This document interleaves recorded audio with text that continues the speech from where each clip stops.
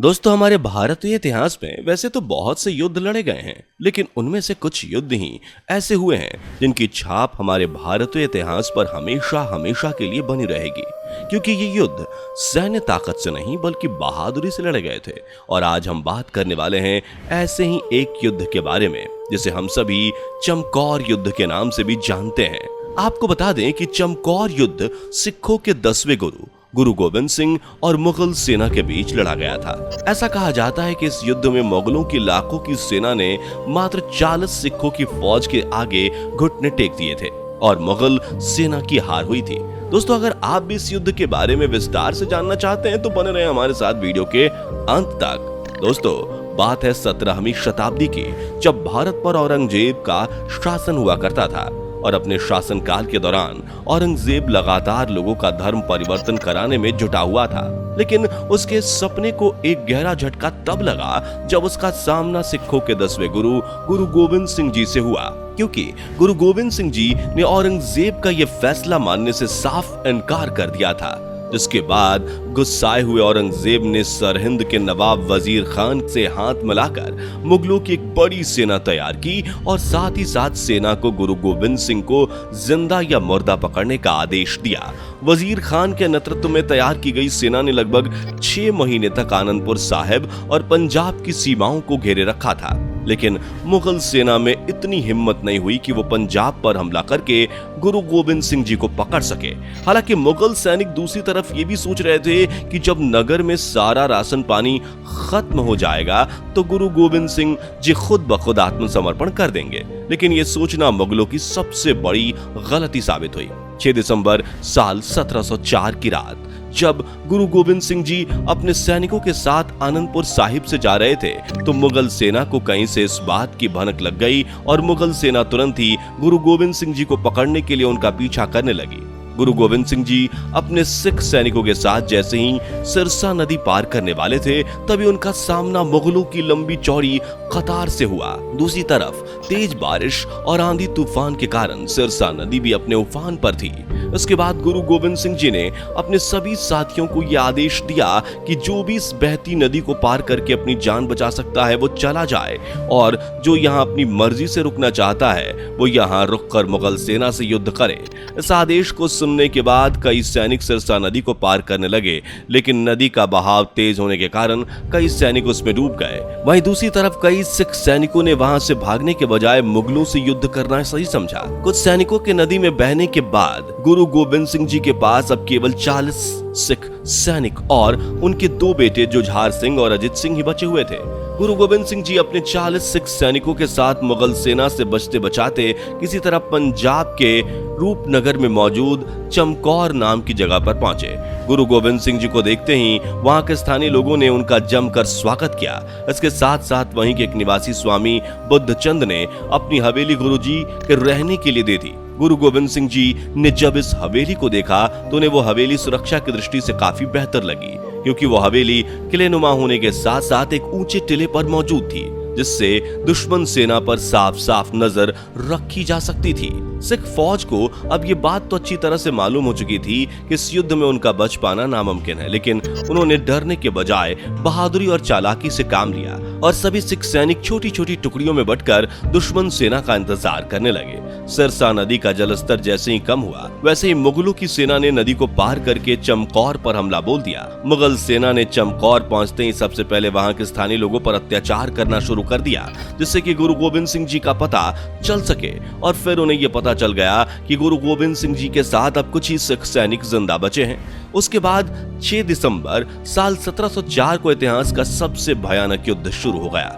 युद्ध शुरू होते ही सबसे पहले वजीर खान ने यह ऐलान करवा दिया कि अगर गुरु गोविंद सिंह जी अपने सभी साथियों के साथ आत्मसमर्पण करके इस्लाम स्वीकार कर लें तो उनकी जान बख्श दी जाएगी। जिसके बाद गुरु गोविंद सिंह जी ने इसके जवाब में वजीर खान और उसकी सेना पर तीरों की बौछार कर दी। वजीर खान ने ये सपने में भी नहीं सोचा था कि गुरु गोविंद सिंह और उनकी सिख फौज उसे इस तरह जवाब देने को तैयार हो जाएगी। जब वजीर खान ने देखा कि सिख फौज के लगातार हमलों से मुगल सैनिक मरते जा रहे हैं तो वो आग बबूला हो गया और उसे ऐसा लगने लगा कि वहां के स्थानीय लोगों ने उसे गलत जानकारी दी है, क्योंकि 40 लोगों की फौज के लिए वजीर खान की सेना को पछाड़ना काफी मुश्किल सा था। सिख सैनिक चारों तरफ से घिरे होने के बावजूद भी मुगल सैनिकों को लगातार मारते जा रहे थे, जबकि सिख सैनिकों के मुकाबले वजीर खान की मुगल सेना बहुत बड़ी थी।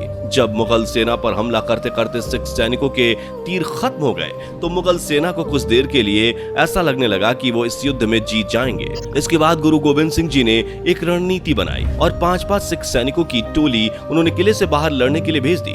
पहली टोली में गुरु गोविंद सिंह जी के भाई हिम्मत सिंह जी जैसे ही अपने साथियों के साथ युद्ध मैदान में उतरे, वैसे ही गुरु गोविंद सिंह जी ने दोबारा किले के ऊपर से मुगल सेना पर तीरों की बौछार करना शुरू कर दिया। ये सब देखते हुए एक मुगल सैनिक नाहर खान ने सीढ़ी लगाकर किले के ऊपर चढ़ने की कोशिश की, लेकिन गुरु गोविंद सिंह जी ने उसे बाण मारकर वहीं चारों खाने चित्त कर दिया।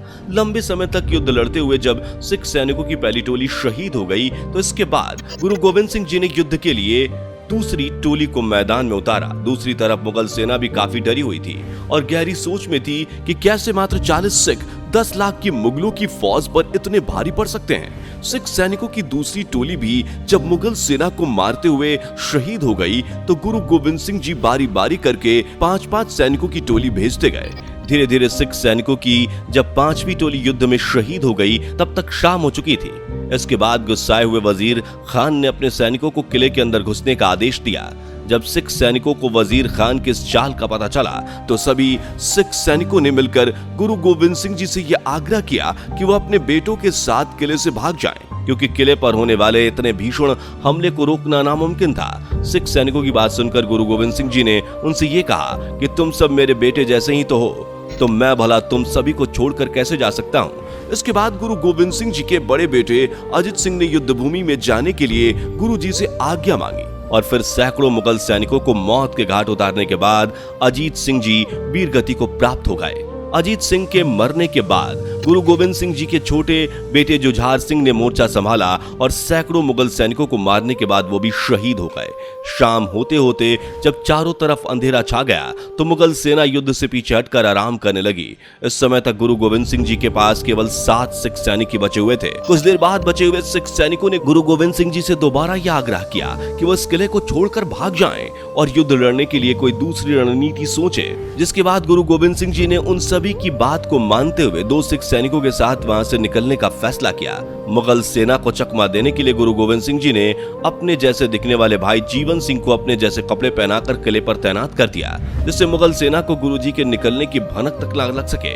इसके बाद गुस्साई हुई मुगल सेना ने जैसे ही किले पर धावा बोला तो वहां तैनात सिख सैनिकों ने मुगल सेना को इसके हमले का मुंहतोड़ जवाब दिया, जिसके बाद युद्ध में 5 सैनिक और भी शहीद हुए। लेकिन मुगल सेना को एक गहरा झटका तब लगा जब कश्मीर, लाहौर और दिल्ली की मुगल सेना ने गुरु गोविंद सिंह जी को पकड़ने के लिए अपनी जान लगा दी और इसके साथ साथ मुगल सेना ने उन्हें पकड़ने के लिए लगभग 7 महीने तक की घेराबंदी भी की थी। लेकिन इसके बावजूद मुगल सेना ना तो गुरु गोविंद सिंह जी को पकड़ने में कामयाब हुई और ना ही वो गुरु गोविंद सिंह जी सहित बाकी सिख सैनिकों से इस्लाम कबूल करवा पाई। हालांकि काफी समय बाद औरंगजेब को यह समझ में आ गया था कि गुरु गोविंद सिंह जी से अपनी अधीनता स्वीकार करवा पाना उसके लिए नामुमकिन है, जिसके बाद औरंगजेब ने खुद गुरु गोविंद सिंह जी के आगे घुटने टेक दिए थे।